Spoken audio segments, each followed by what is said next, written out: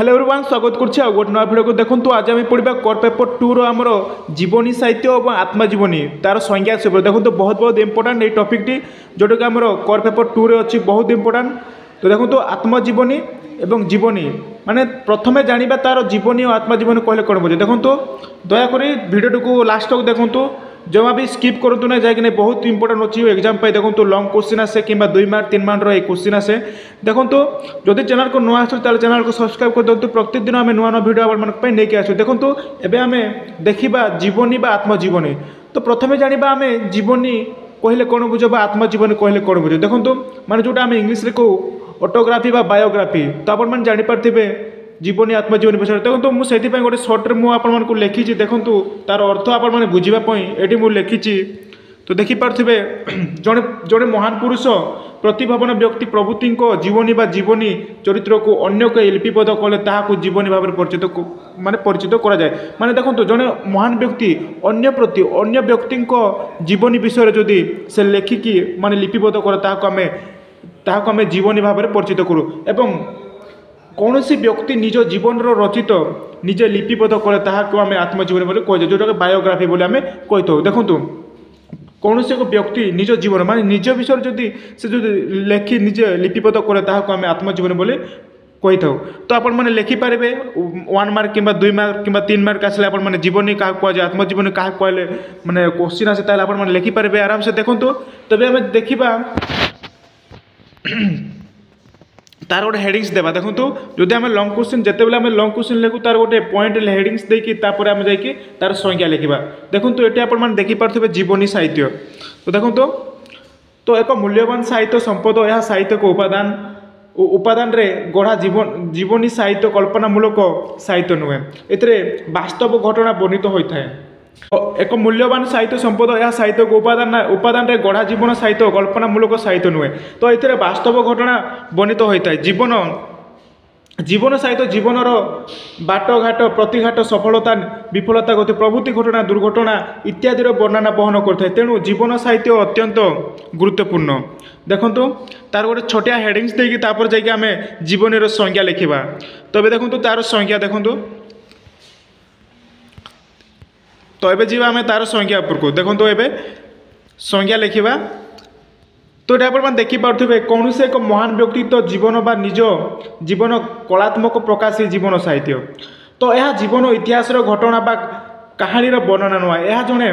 व्यक्तित्व जीवन में घटी सारी घटना प्रभाव मनर प्रकाश तेरे जड़े महान पुरुष प्रतिभावन व्यक्ति प्रभृति जीवनी बा जीवनी चरित्र को अन्य कहीं लिपिबद्ध कले ताहा जीवन भाव परिचित तो एवं कौन से व्यक्ति निज जीवन चरित्र निजे लिपिबद्ध कले ताहा आत्मजीवनी भाव परिचित हुए। तो यहाँ आप बुझीपारे मुझे टिके पर आपको बुझे दी देखो नेक्स्ट जीवा आम तो नेक्स्ट जीवा से रचित से तो कहुई चरित्र देखो ये इन्वर्टेड कमाट आप स्टार्ट करूँ चरित्र जरिया लेखक आत्मप्रकाश चरित्र सहित तार भावात्मक संपर्क तो चरित्र साहित्यर बलिष्ठ विभव हूँ जीवन व्यक्ति तो जीवनर कहानी एक साहित्यिक शैली कौन सी रचयिता द्वारा कथित हेले ताहा जीवन साहित्य मर्यादा लाभ करता तो चरित्र ही चरित्र केन्द्रबिंदु चरित्र केवल चरित्र चित्र बा चरित्र केवल समाहार नुहे ताहाठारु बहु अधिक कथा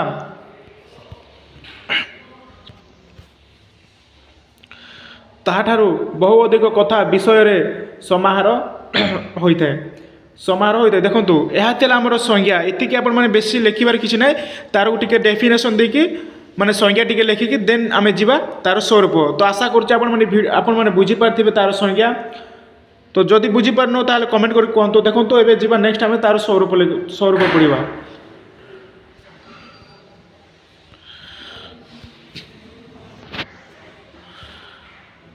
देखो तार स्वरूप तो मु पॉइंट देकी आपण आनी देखो स्वरूप प्रथम पॉइंट अच्छी तो देखो प्रथम पॉइंट रे आमर अच्छी प्रकृष्ट जीवनी कहानी एक रम्य साहित्य सृष्टि यह व्यक्तिर परिचय देवा संगे संगे गोटे जातिर गौरव उज्ज्वल अतीत को मध्य दे था चिन्हई थाए।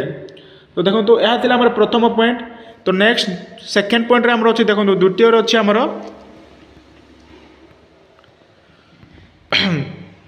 तो देखो सेकेंड अच्छे इतिहास घटना को प्राधान्य दि जाए किंतु जीवन को चरित्र को प्राधान्य दि जाए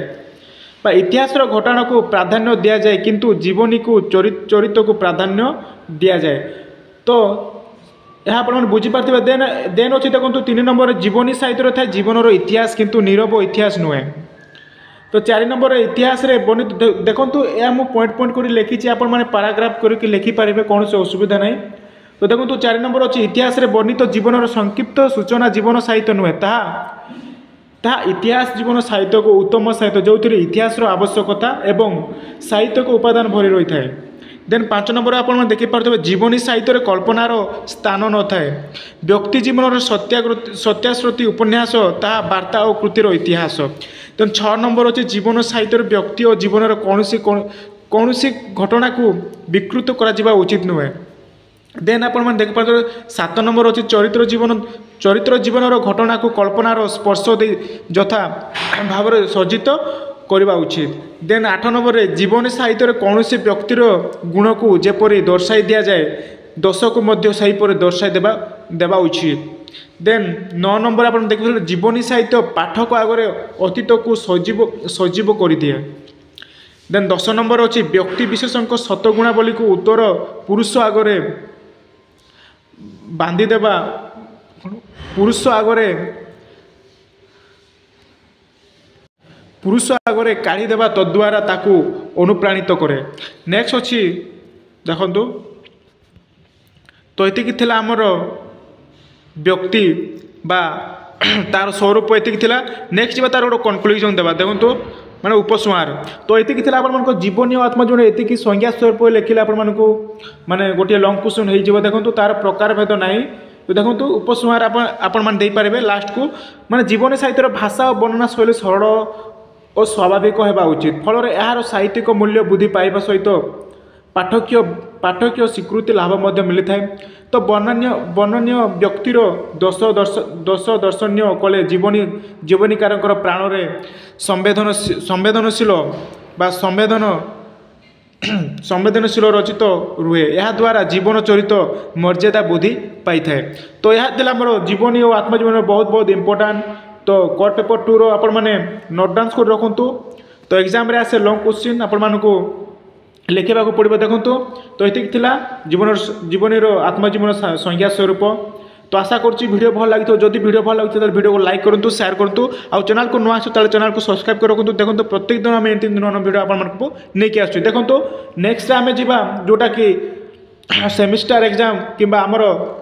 इंटरनल एग्जाम आपण देखु आम core paper 1 to core paper 2 आम सिलेक्शन क्वेश्चन 2 मार्क 3 मार्क आम क्वेश्चन डिस्कसन करवा प्रत्येक माने यूनिट रो आम क्वेश्चन डिस्कसन करवा तो वीडियो को किंबा चैनल को नुआ आसला आप चैनल को सब्सक्राइब कर देखो प्रत्येक दिन आम नुआ नुआ वीडियो आप नहीं आसबि देखो तो ये धन्यवाद।